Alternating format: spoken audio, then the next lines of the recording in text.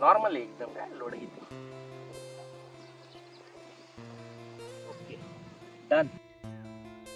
तर good morning, Ram Ram मंडळी, स्वागत आहे तुमचं नवीन एक ब्लॉगमध्ये. तर मित्रांनो, आजचा ब्लॉग एवढा भन्नाट होणार आहे कारण विषय एवढा खोल आहे का जो आपण नवीन ट्रॅक्टर घातलाय तर त्याच्यावर मारायचा आज आपल्याला रोटर. आणि हे बघू शकता, रोटर अशा पद्धतीने जॉईन केलेलं आहे. आणि आता मी स्टार्ट करतो याला आणि आपल्या फार्म हाऊसच्या बाहेर काढून घेऊ आणि मग लागूया आपल्या कामाला. तर मित्रांनो, विषय असा आहे का ट्रॅक्टर चालू होता काकांकडे 2 दिवसापासून. त्यांनी ठेवलंय संपून अख्खं डिझेल. आता मला परत आता पायी जावं लागू राहिले, बघू शकता पायी चाललोय आंब्याच्या बागाच्या कडाकडानी. तर जायचंय आणि आता तिकडून आपली मोटरसायकल रँडरिगा जी तिकडं लावली ती रँडरिगा घेऊन यायची. तर मंडळी ही लावली आपली रँडरिगा इकडं आणि आता हिच्यावर बसतो. मला वाटलं होतं हिला काही दुपारपर्यंत न्यायची गरज पडायची नाही, पण घेऊन जावं लागेल. गुतली रे गुतली. अरे दगडच लय, एवढ्या दगडांमध्ये आम्ही शेती करतोय बघा. याला म्हणतात नादखुळान जळगाव तुळा शेती. आमच्यासारखी शेती आम्हीच करत आलो. चालू लगेच चालू झाली, अजून काहीच नाही केलं. हे बा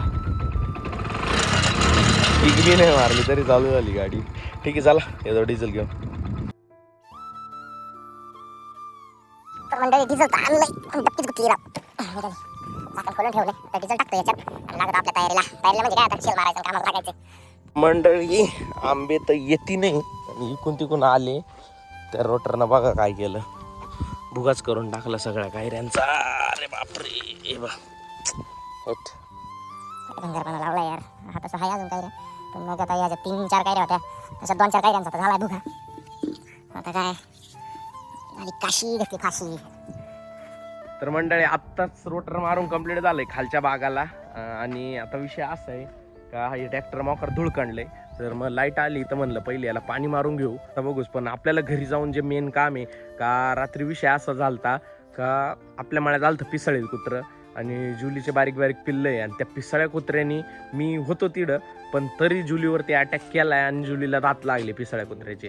मग त्या कुत्रीला आपल्याला आता जुलीला घेऊन जायचं आहे सरकारी दवाखान्यामध्ये, कारण प्रायव्हेटला तर काही अवेलेबल नाही आहे ते इंजेक्शन. मी कॉल वगैरे केलते तर त्यांनी मला असं सांगितलं की तुम्ही प्रायव्हेटला किती पैसा टाकला तरी तुम्हाला रेबीजचं इंजेक्शन हे भेटू शकत नाही, त्यापेक्षा तुम्हाला सरकारीतच जावं लागेल आणि ते इंजेक्शन घ्यावं लागेल. तर विषय असा आहे का त्या कुत्रीला आता इंजेक्शन द्यायचं आहे, पण ती हाती लागत नाही. एक तर हा विषय मोठा आहे, माझ्या जवळ येते पण तिला जर मी धरायचा प्रयत्न केला तर ती मायावर अटॅक करू शकते. मग आता कशा पद्धतीने न्यायची काय ते बघूच आपण. बट पहिले मी याला पाणी मारतो आणि मग निघूया आपण घरी. गावातल्या सरकारी दवाखान्याजवळ आलोय, त्याला बघतो तर काय बघा कुलूपच लावेले आणि त्यात आता थोडीशी चौकशी करावं लागेल, कारण कसं समोर माणसांचा सरकारी दवाखाना आहे. मग त्याच्यात जाऊन पाहतो आता तिकडे काही कॉन्टॅक्ट भेटतंय का नाही भेटतंय. आता ह्या सरकारी दवाखान्यात आलोय तर ते म्हणताय का आमच्याकडे काही कॉन्टॅक्ट भेटणार नाही, त्यात त्या डॉक्टरांची रिटायरमेंटही झाली. आता मला प्रायव्हेटलाच काहीतरी डोकं लावायला लागेल, त्याच्याशिवाय ऑप्शन नाही आपल्याला. आता बघूया पुढं नेमकं डॉक्टर काय म्हणता काय नाही, कॉल करून बघतोच मी.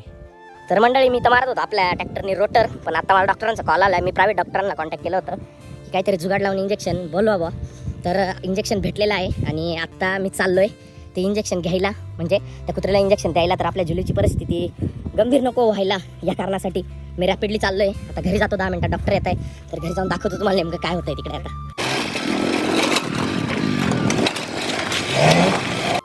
इडे येऊन बघितलं तर आता गोल्ड्या आणि चमेली इडं खेळत आहे, पण आपली जुलीच कुणीकडे गायब आहे काय माहिती. आता तिन्ही पिल्लं इडं गावतात खेळू राहिले, पण आता जुलीला आम्हाला शोधायचं. आता बघावं लागेल ती नेमकी कुठं गेली. आता आपल्या अमितचं आणि तेजूचं म्हणणं इडंच होती. ही बघा इडं वावरात कशी लोळती, घेणं नाही देणं नाही. तर तिला बोलवतो आणि तिला थोडं लाडीगुडी लावून जवळ घेतो. जवळ आली की मग तिला रपाट्यात गुंडाळून घेऊ. तिचं तोंडविंड बांधावं लागेल, आता ऑप्शनच नाही त्याच्याशिवाय. आता डॉक्टर येत आहे 5-10 मिनिटात, जवळ घेतो तिला आणि करतो ऑप्शन. का बसा तुम्ही गोल्ड्या गप ग काय का चा दाखर दे चा.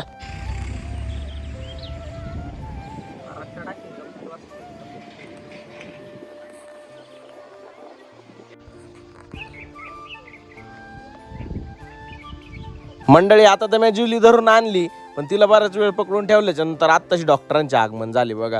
आणि ते अजून त्यांचं इंजेक्शनच काढून राहिले. आणि विषय असा तर ती इंजेक्शन भेटत नाही असं म्हणताय, पण ती मेडिकलमध्ये भेटलं. 400 का 500 रुपये किंमत आहे त्या इंजेक्शनची, जास्त काही नाही एवढं. मग डॉक्टरला म्हणलं तुम्ही घेऊन या, देऊन टाकू इंजेक्शन. त्या डॉक्टरला वाटलं आपली कुत्री इंग्लिश एक काय, म्हणून ती जरा जास्त लोड घेत होती. पण त्यांना म्हणलं ही गावठी कुत्री काय म्हणणार, मग ती म्हणे अरे गावठी कुत्रीची इम्युनिटी चांगली राहते, एका इंजेक्शनमध्येच काम होईल, 5 इंजेक्शनची काही गरज लागणार नाही. मग डॉक्टरांना इंजेक्शन द्यायला लावले, त्याला स्टोरी समजून सांगितली, नेमकं पिसाळ्या कुत्र्यांनी धरलं कुठं होतं.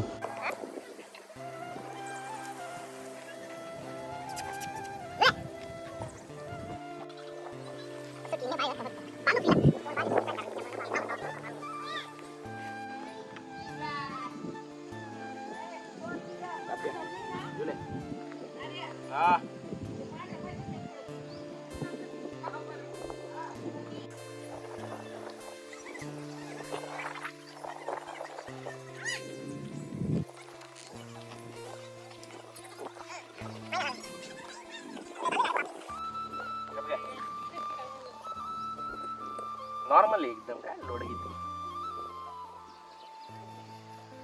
Okay done.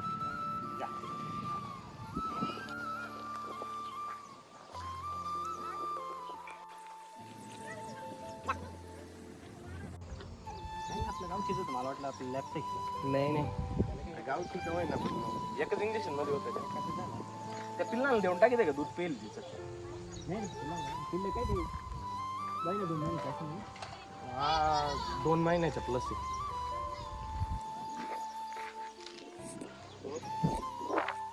माझं मत होतं 5-5 मिली कवय ना त्यांना टोचून दिला असतो, म्हणजे टेन्शन नाही राहणार. कारण दुधात कसं आपण पितो त्या टायमाला दूध तापवून घेतो. इथं मला असं म्हणायचं होतं का जसं काय गाय पिसाळली तर आपण तिचं दूध खातो, तर त्या टायमाला ते उकळवून घेतो नाही का, गरम करून घेतो. पण आता तुम्ही म्हणशाल लगेच कुत्री येऊन जाशाल तर तसं काय करू. मंडळी यांना एवढे इंजेक्शन दिले, आता अर्थात तेच बारीक आहे, पण असे कान आपले कोणीच वर बघायला तयार नाही. हा तर एवढा घाबरलाय काही विचारू नका. आणि यांना बी देऊन टाकले, म्हणलं नको प्रॉब्लेम यायला, काही दूध पेले आता त्या कुत्रीचं. काय चला आता निघतो माझ्या कामाला मी, बाकीचं बघू नंतर. हा व्लॉग जर तुम्हाला मनापासून आवडला असेल ना, तर चॅनलला सबस्क्राईब करा आणि मित्रांसोबत शेअर नक्की करा.